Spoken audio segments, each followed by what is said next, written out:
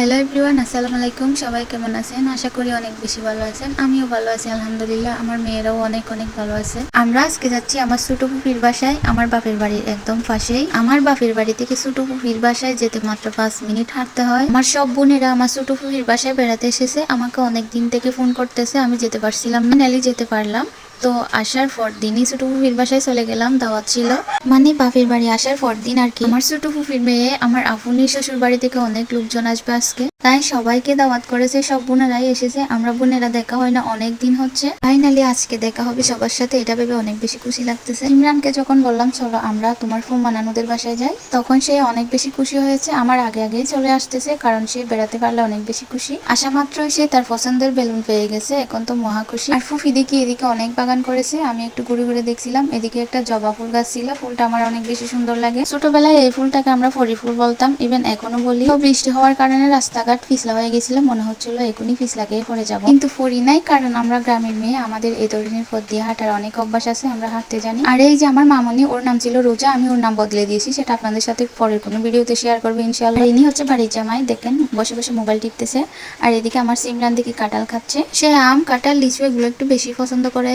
তো এদিকে দিকে আফুনিরা সব মশলা রেডি করে রেখেছে, আর ছোট ফুফি মুরগির মাংস কাটাকুটি করতেছে, দুইটা বড় বড় মোরগ জবাই করছে নাকি। আর এদিকে আফুনি মাংসগুলো রেডি করে নিচ্ছে, মানে গরুর মাংস, ছাগলের মাংস, চিংড়ি মাছ গুলো কেটে কুটে ধুয়ে পরিষ্কার করে নিচ্ছে। নিজের শ্বশুর বাড়ি থেকে মানুষ আসবে বলে কথা, নিজেকে তো কাজ করতেই হবে একটু একটু। মেয়েরা শ্বশুর বাড়ির মানুষদেরকে বাপের বাড়ি এনে ভালো মন্দ খাওয়াতে পারলে অনেক বেশি খুশি হয়, কিন্তু একদম সত্যি কথা। ছেলের বাবা মায়েরা ছেলের শ্বশুর বাড়িতে গিয়ে যতটা সম্মান পায়, ততটা সম্মান কিন্তু কোথাও হয় না। আর এটা ছিল ছাগলের মাংস, একটা নলিনী আপনি বলতেছে এটা নাকি তার শাশুড়িকে খাওয়াবে। মেয়েরা তার শ্বশুর বাড়ির লোকদেরকে এবং স্বামীকে কতটা ভালোবাসে সেটা কিন্তু তারা বুঝতে চায় না বা বুঝেও না। সবাই কাজ করতে চায়, আর আমি এদিকে রোজা মামুনিকে কুলে নিয়ে বসে আছি। ও কান্না করছিল, সেজন্য কারোর সাথে মিশছেও না আর কারো কুলে যাচ্ছেও না, কারণ এখানে সবাই তার জন্য নতুন। কিন্তু আমার সিমরান একটা ফ্রেন্ড পাইছে, তার খালাতো বোন, আমার বোনের মেয়ে, তার নাম হচ্ছে ওয়াজিহা, খুবই মিষ্টি। একটু আদরও করতে পারতেছি না, কারণ নিজের বাচ্চা হয়ে গেলে আর কি নিজের বাচ্চাদের সামলাতেই সময় চলে যায়। আর এটা হচ্ছে আমার ছোট ভাই, আর্জেন্টিনা যাচ্ছি পরে আছে। এটা হচ্ছে আমার বাগিনা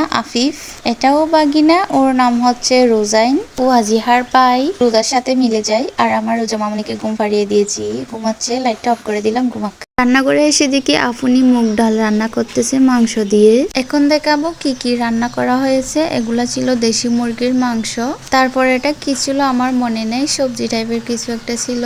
আর এটা ছিল মাটন কারি, এটা বেশ মজা ছিল, আমার অনেক বেশি মজা লেগেছে। আর এদিকে ছিল সবজি, এটাও ছাগলের মাংস রান্না করছিল। এই রান্নাটা এত বেশি মজা ছিল, আমি এতগুলা ভাত খেয়েছি। তারপর ছিল চিংড়ি, চিংড়ি কার কার প্রিয় কমেন্ট করবেন। তারপর ছিল এদিকে গরুর মাংস ভুনা বা কুরমা যেটাই বলেন, এটা মেহমানরা অনেক বেশি পছন্দ করেছে। তারপর ছিল বাটা মাছ ফ্রাই, আরো ছিল আস্ত মুরগি রোস্ট এবং কোয়েল পাখি রোস্ট। আর এদিকে শসা লেবু এগুলো কেটে কুটে রাখছে, মেহমান আসার আগে ফ্রুট কেটে রাখছিল, যাতে মেহমান আসার সাথে সাথে সার্ভ করতে পারে, কারণ ওরা অনেক দূর থেকে আসতেছে। আর এটা ছিল পায়েস, আমার ফুফির পায়েস রান্নাটা অনেক বেশি মজা ছিল। আর এদিকে ছিল হালিম, আমি একটু গরম করে রাখছিলাম, এটা আগে থেকেই রান্না করে রাখছিল। মেহমানরা আসার সময় হয়ে গেছে, এই জন্য সবগুলো রেডি করে রাখতেছে। আর এটা ছিল আমার ফুফাতো ভাই, ও ক্যামেরার সামনে আসতে চাইছিল না, আমি ক্যামেরা ধরে আছি, এই জন্য ও হাত দিয়ে রাখছে, একটু বাপ নিচ্ছে আর কি। ও কিন্তু অনেক বেশি টিকটক করে, আমি দেখেছি ওর টিকটক।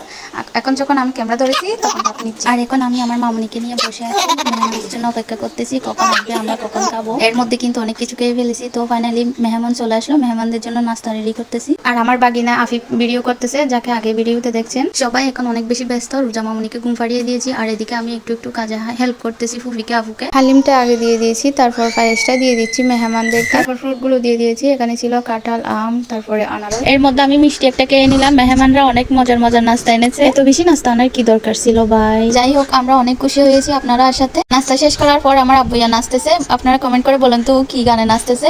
এটা একটা ভাইরাল গান, কিন্তু এখন ট্রেন্ডিং এ চলতেছে। পিরিয়ড খাওয়ার বয়ে আমি এই গানটা রিমুভ করে দিয়েছি। আর ডিজিটাল যুগের বাচ্চাদের অবস্থা দেখেন, হাতে হাতে মোবাইল। আমার আব্বাইয়া কিন্তু মোটেও এমন না, সে মোবাইল বাদ দিয়ে তার বাইকে সামলাচ্ছে। আর এটা হচ্ছে আমার টিকটকার ভাই, আমার ফুফাতো ভাই, ক্যামেরা দেখলেই মুখ ফিরিয়ে নেয়। তো কথা তো অনেক হলো, এখন মেহমানদের খাওয়া দাওয়ার পালা। কেক করে টেবিলে সব খাবার নিয়ে আসতেছে, দুটা টেবিল বসানো হয়েছে। অনেক দিন পর সব বোনেরা মিলে একসাথে বসে খাওয়া দাওয়া করব। সবারই তো এক এক জায়গায় বিয়ে হয়ে গেছে, আমাদের তেমন একটা দেখা হয় না, খুব দেরিতে দেরিতে দেখা হয়, যার যার সংসার নিয়ে সে বিজি হয়ে গেছে। আর এই দুজন হচ্ছে আমাদের বাড়ির জামাই। এখানে ক্যামেরা দেখে কি ভাব টাইনা নিচ্ছে, আমার ফুফাতো ভাই ভিডিও করে দিয়েছে এটা। তো খাওয়া দাওয়া শেষ করে এখন বাসায় চলে যাব। সবাই ভালো থাকবেন, আমার জন্য বেশি বেশি দোয়া করবেন, আমাকে অনেক বেশি বেশি সাপোর্ট করবেন, লাইক কমেন্ট শেয়ার অবশ্যই করবেন, পেজটা ফলো করবেন, আমার ইউটিউব চ্যানেলটা সাবস্ক্রাইব করবেন। আজকের ভিডিওটা এই পর্যন্ত, দেখা হবে পরবর্তী কোনো ভিডিওতে। ততক্ষণ পর্যন্ত ভালো থাকবেন। আসসালামু আলাইকুম, আল্লাহ হাফেজ।